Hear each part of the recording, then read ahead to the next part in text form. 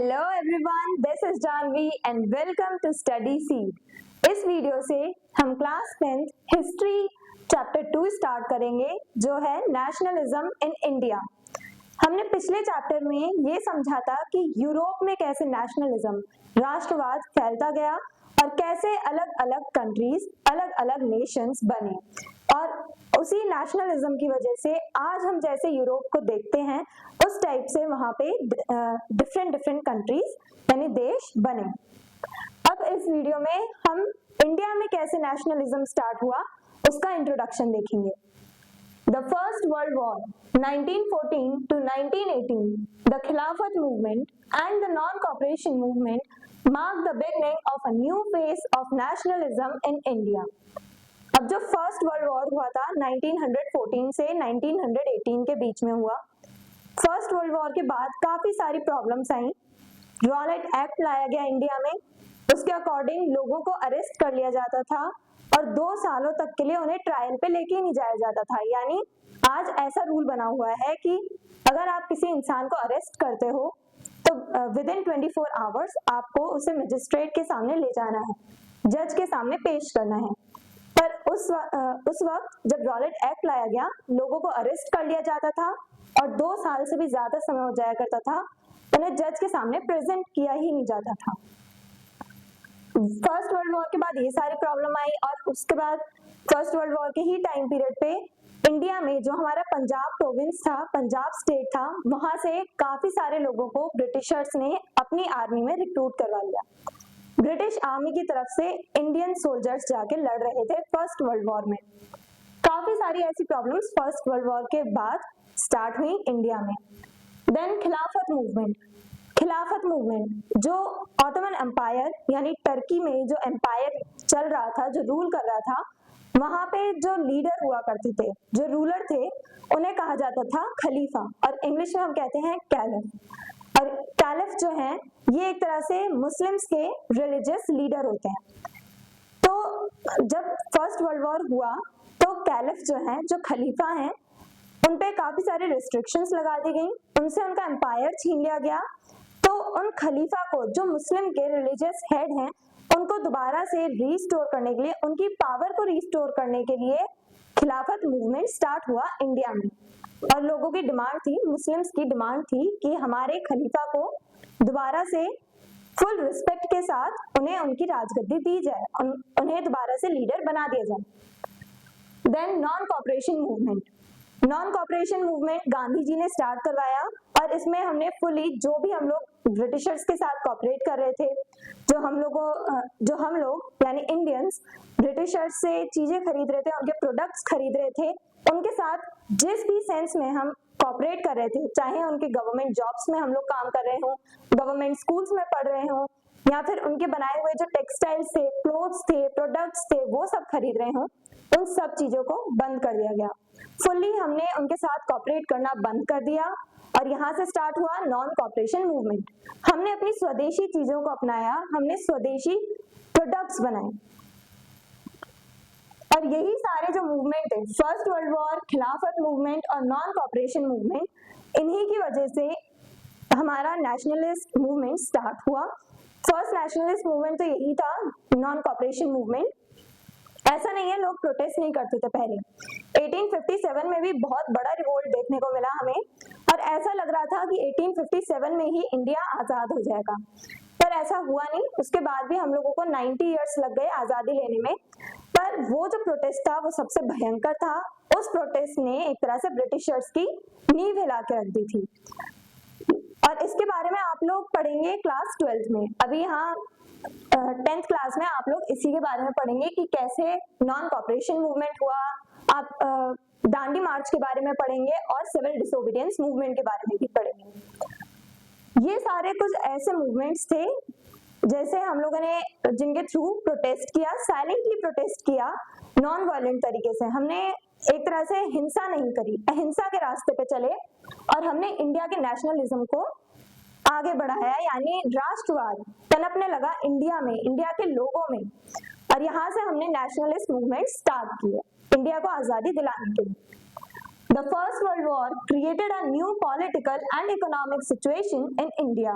जब first world war हुआ था, इसकी वजह से इंडिया में काफी सारे चेंजेस आए, पॉलिटिकली भी और इकोनॉमिकली भी, यानी राजनीतिक तौर पे भी और आर्थिक तौर पे भी काफी सारी प्रॉब्लम्स इंडिया में राइज हुई।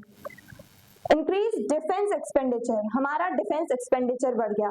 ब्रिटिशर्स रूल कर रहे थे यहाँ पे, तो ब्रिटिशर्स का एक तरह से डिफेंस एक्सपेंडिचर बढ़ गया। उन्हें ज्यादा से ज्यादा वेपन्स खरीदने के लिए ज्यादा से ज्यादा पैसा चाहिए था। अब उन्हें पैसा चाहिए था तो टैक्सेस उन्होंने लगाए इंडिया के लोगों पे।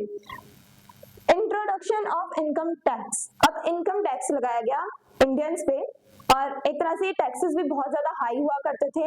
इंडियंस को ऑप्रेस किया जा रहा था, उनकी एक तरह से वॉइस को सप्रेस किया जा रहा था, उनकी आवाज उतने नहीं दी जा रही थी। अब जो पीजेंट्स होते हैं, जो सबसे ज्यादा बॉटम लेवल पे होते हैं सोसाइटी में, जो उतने रिच लोग नहीं हैं, वो लोग अफोर्ड नहीं कर पाते थे इतना हाई टैक्स पे करना, तो उन लोगों को पनिश किया जाता था, उन पे अत्याचार भी किया जाता था। शॉर्टेज ऑफ फूड, अब फर्स्ट वर्ल्ड वॉर के टाइम पे ही फूड की भी शॉर्टेज हो गई, खाना बहुत कम था, क्रॉप फेलियर देखने को मिला, फसलें खराब हो गई थी लोगों की, जिस वजह से फूड शॉर्टेज हुआ। शार्प राइज इन प्राइसेस, अब अगर कोई भी ऐसी चीज है, कोई भी ऐसा प्रोडक्ट है, अगर हम फूड की ही बात कर लें, अगर मान लो एग्रीकल्चरल प्रोडक्शन उतना नहीं हुआ, क्रॉप फेल हो गई, हमारे पास उतना खाने को नहीं है, उतना अमाउंट में फूड नहीं है, लेकिन लोगों की डिमांड ज्यादा है। अगर लोगों की डिमांड ज्यादा है और हमारे पास प्रोडक्ट कम है, तो प्राइस अपने आप बढ़ते हैं, तो प्राइसेस बढ़ने लगे, कॉस्ट बढ़ने लगी चीजों की, और इसकी वजह से क्या हुआ, कॉमन पीपल, जो आम इंसान है, उसे बहुत ज्यादा सफर करना पड़ा, बहुत प्रॉब्लम्स फेस करनी पड़ी।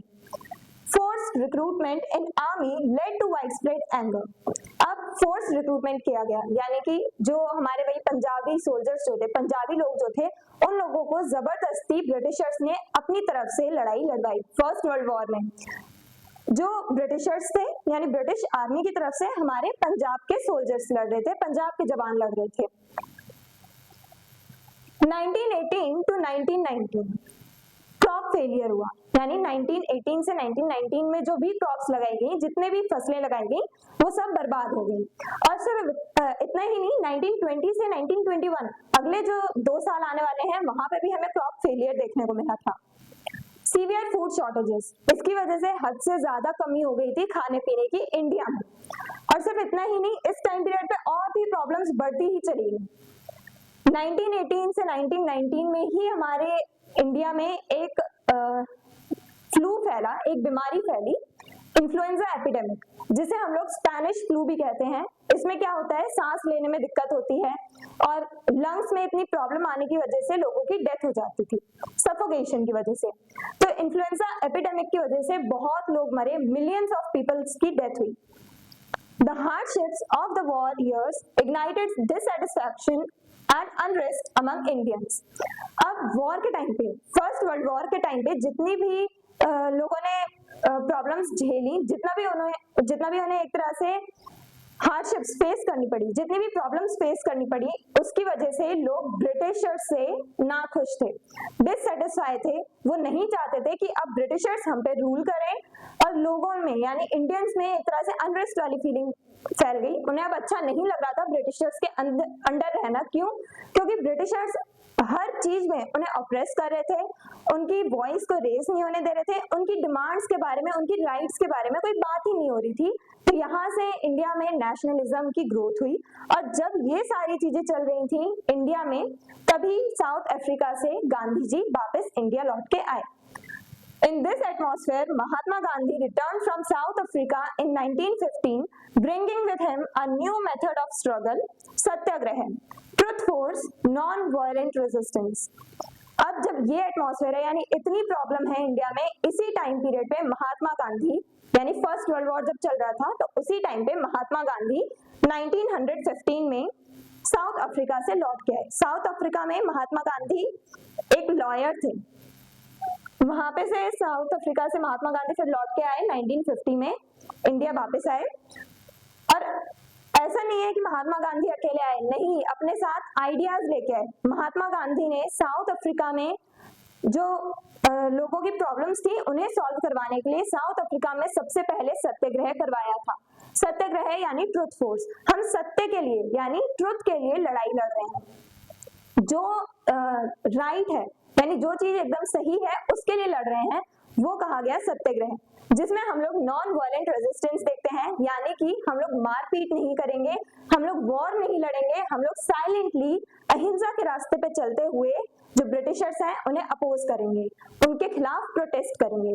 तो ये सत्याग्रह की प्रैक्टिस महात्मा गांधी ने सबसे पहले साउथ अफ्रीका में करी थी, मतलब प्रैक्टिस करी थी। ये सबसे पहले सत्याग्रह स्टार्ट किया था महात्मा गांधी ने साउथ अफ्रीका में। एंड देन जब इंडिया लौटे 1915 में, इंडिया में सारी सिचुएशंस उन्होंने देखी, उसके बाद जाके इंडिया में महात्मा गांधी ने सत्याग्रह मूवमेंट्स चलाए।